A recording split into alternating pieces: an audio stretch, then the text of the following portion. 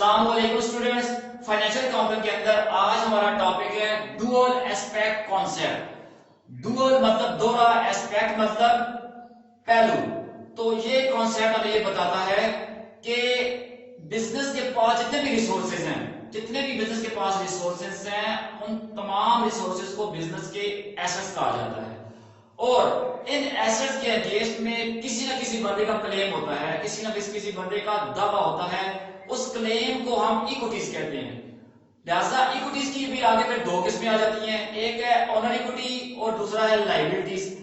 तो honour equity का मतलब ये होता है कि claim of owners against assets of the firm, ठीक है, assets of the company are known as capital. वो वाला हक जो मालिक बिजनेस के असाजात के ऊपर रखता है। जबकि दूसरी जो इक्विटी है उन्हें लायबिलिटीज कहते हैं। तो लायबिलिटीज जो होती है आउटसाइडर का क्लेम होता है, आउटसाइडर का claim against the assets of firm. जो आउटसाइडर्स दावा करते हैं कि ये असाजात बिजनेस के अंदर हमारे हैं, या बिजनेस के असाजात के ऊपर जो वो क्लेम करते हैं उसको हम क्या कहते हैं, इक्विटीज, लायबिलिटीज।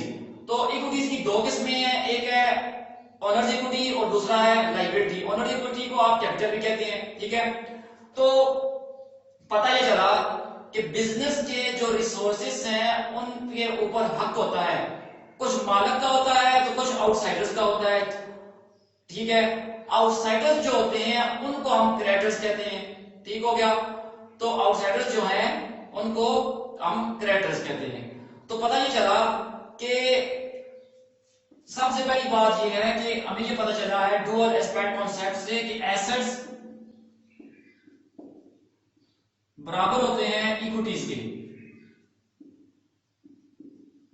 ठीक है। एसेट्स इक्विटीज के बराबर होते हैं, ठीक हो गया। क्योंकि ये एसेट्स हैं तो इनके अगेंस्ट में किसी न किसी बंदे का हक है, चाहे वो इंटरनल बंदा है यानी मालिक है, ओनर है, या आउटसाइडर्स हैं, क्रेडिटर्स हो गए, आपके बैंक वगैरह हो गए, ठीक है, जिनसे कोई लोन लिया है या जिनको पैसे देने हैं तो वो हो गए। ये हमें पता चली है डुअल एस्पेक्ट कॉन्सेप्ट से, ये बात हमें पता चली। This is the fundamental accounting equation which is the formal expression of dual aspect concept. ये फंडामेंटल अकाउंटिंग इक्वेशन है और डुअल एस्पेक्ट कॉन्सेप्ट को एक्सप्रेस करती है, बयान करती है, ठीक है। अब क्योंकि इक्विटीज के अंदर हमारे पास दो चीजें आती हैं, ऑनर्स इक्विटी और लायबिलिटी, ठीक है। तो हम यहां लिख सकते हैं एसेट्स इज इक्वल टू, यानी इसको मोर एक्सप्रेस कर रहे हैं हम, ठीक है। तो जो आम तौर पर अमूमन इसको जैसे लिखा जाता है तो एसेट्स बराबर है हमारे ऑनर इक्विटी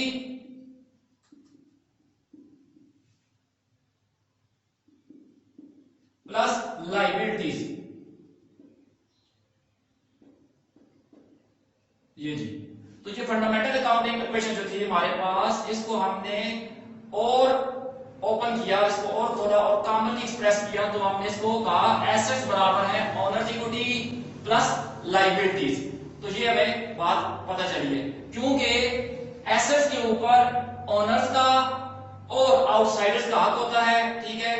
तो ये है डुअल एस्पेक्ट कॉन्सेप्ट। अब अकाउंटिंग के अंदर अकाउंटिंग रिकॉर्ड्स के ऊपर हर ट्रांजैक्शन का डबल इंपैक्ट होगा, ठीक है। हर ट्रांजैक्शन अकाउंटिंग रिकॉर्ड्स को दो मरतबा यानी दोहरा उसके ऊपर असर रखेगी, यानी दो मरतबा उसको मुतासर करेगी अकाउंटिंग रिकॉर्ड को। तो कोई भी ट्रांजैक्शन बिजनेस के अंदर होगी उसका डबल असर पड़ेगा, किसके ऊपर, अकाउंटिंग रिकॉर्ड्स के ऊपर। अकाउंटिंग के अंदर उसके दोनों पहलू को रिकॉर्ड किया जाएगा, इसीलिए कोई भी ट्रांजैक्शन होती है तो उसके अकाउंटिंग के दोनों पहलुओं को रिकॉर्ड किया जाता है अकाउंटिंग के अंदर। तो इसीलिए हम कहते हैं कि डबल एंट्री सिस्टम, अकाउंटिंग के अंदर हम इसलिए कहते हैं कि डबल एंट्री सिस्टम यूज कर रहे होते हैं कि हर ट्रांजैक्शन के दोनों पहलुओं को, उसके दोनों पहलुओं के असरात को अकाउंटिंग रिकॉर्ड्स के ऊपर जो दोनों पहलुओं के असरात होते हैं उनको हम रिकॉर्ड कर रहे होते हैं। तो इसलिए हम यूज करते हैं कि डबल एंट्री सिस्टम, ठीक है। तो मिसाल के तौर पे कि कैश इन्वेस्टेड इन बिजनेस ₹50,000, मालिक ने बिजनेस के अंदर 50,000 रुपए लगाया, तो बिजनेस के अंदर क्या हुआ जी, कैश एसेट है तो वो 50,000 आ गया, ठीक है, 50,000 है और मालिक ने लगाया तो ये 50,000 यहां पे आ गया, ये अब नहीं है, ठीक है।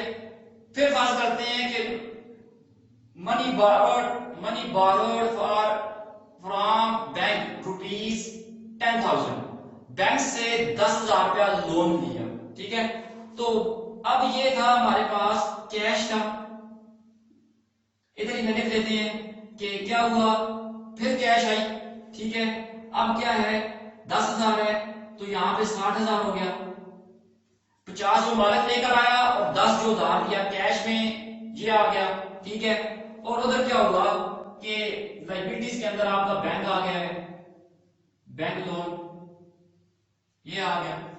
तो अकाउंटिंग क्वेश्चन क्या है, डुअल एस्पेक्ट कॉन्सेप्ट के अंदर हमें ये बताया जा रहा है कि अकाउंटिंग के अंदर यानी बिजनेस के अंदर हर ट्रांजैक्शन जो है वो बिजनेस की अकाउंटिंग रिकॉर्ड के ऊपर डबल इफेक्ट रखती है, यानी उसे 2 मर्तबा मुतासर करती है, ठीक है।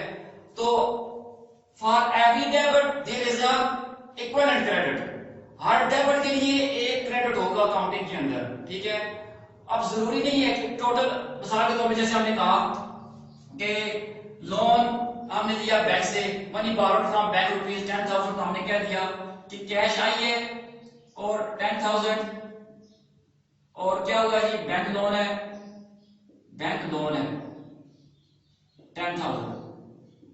तो for every debit there is a equivalent credit का ये मतलब नहीं है कि रकम हर मर्तबा बराबर बराबर होगी, ठीक है, इसका मतलब ये नहीं है, मगर ये है यानी एक ही जगह पे बराबर नहीं हो सकती, जरूरी नहीं है, इसके दो एस्पेक्ट्स भी हो सकते हैं, 2 एस्पेक्ट्स भी हो सकते हैं, मगर टोटल अमाउंट जो होगी वो जितनी डेबिट हो रही है उतनी टोटल क्रेडिट भी होगी। मिसाल के तौर पे हम कहते हैं जी कि cash rupees 10,000 and machinery brought in business by owner. अब क्या हुआ, बिजनेस के अंदर कैश आई है 10,000 की और मशीनरी क्या है, मशीनरी फर्ज करें 20,000 की मालिक लेकर आया है, 10,000 ये और 20,000 मशीनरी, तो कैपिटल जो है वो क्रेडिट होगा 30,000 के लिए, ठीक है। तो पता ये चला कि टोटल अमाउंट जो डेबिट होगी 10 और 20 30 और क्रेडिट जो हुई है 30, ठीक है। तो for every debit there is a equivalent credit, ठीक है। तो डेबिट या क्रेडिट में चीजें एस्पेक्ट्स पहलू दो से ज्यादा भी हो सकते हैं, मगर अमाउंट जो डेबिट हो रही है वो टोटल 30,000 की हो रही है और 30,000 की क्रेडिट हो रही है। तो ये इसका मतलब ये हुआ कि for every debit there is a equivalent credit, ठीक है। तो वहां बराबर बराबर उसका क्रेडिट भी है।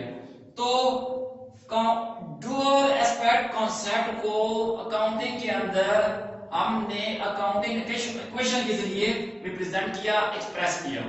अकाउंटिंग इक्वेशन को हमने मजीद एक्सप्रेस किया, उसको खोला, ठीक है। तो एसेट्स बराबर हो गए हमारे ओनर्स इक्विटी और लायबिलिटीज के, ये पता चल गया। अब लायबिलिटीज के अंदर मजीद लायबिलिटीज भी हो सकती है, करंट लायबिलिटीज है हमारे पास, मिसाल के तौर पे अकाउंट्स पेएबल है, सैलरीज पेएबल है, वेजेस पेएबल है। एसेट्स के अंदर तो बेतहाशा चीजें आ जाती हैं आपके पास, मशीनरी है, लैंड है, ठीक है, इक्विपमेंट है, फर्नीचर है।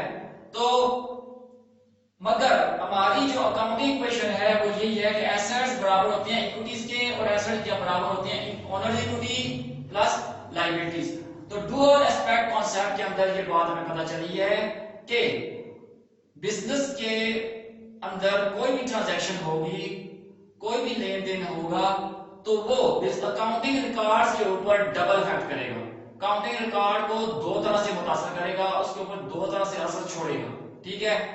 और उन दोनों पहलू को लिखना है, एक पहलू हमारा जो एक एस्पेक्ट जो होगा हमारा वो डेबिट होगा, तो दूसरा एस्पेक्ट क्रेडिट होगा और बराबर बराबर होंगे, ठीक है। अमाउंटें जो जितनी भी डेबिट हो रही है उतनी ही क्रेडिट होगी, अकाउंट्स डिफरेंट हो सकते हैं, ठीक है, मगर अमाउंटें जो डेबिट क्रेडिट हो रही है वो बराबर होगी।